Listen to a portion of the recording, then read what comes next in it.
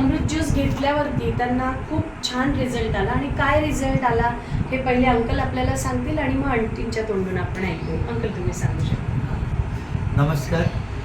मला आनंद वाटतो की पूर्वी हे अमृत ज्यूस घेण्याच्या अगोदर मला सारख्या मुंग्या यायच्या, पायाला उभं राहण्यासाठी त्रास व्हायचा आणि जास्त वेळ उभं राहिल्यानंतर अंगाला म्हणजे पायांना मुंग्या येत होत्या आणि नंतर मग असं बसावं असं वाटत होतं. परंतु आणि दुसरी गोष्ट गुडघे पण दुखत होते, तर खूप त्रास व्हायचा.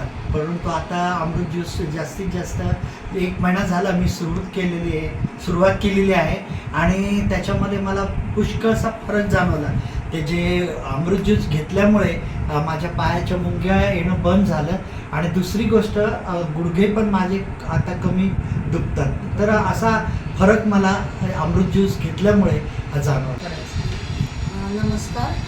मी अमृत ज्यूसबद्दल सांगते की मला 1च महिना झाला औषध घेऊन.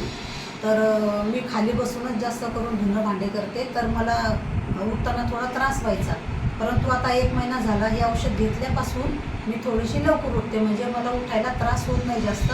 आणि डावा गुडघ्याचं पण माझं दुखणं मध्ये मध्ये चालू राहतं.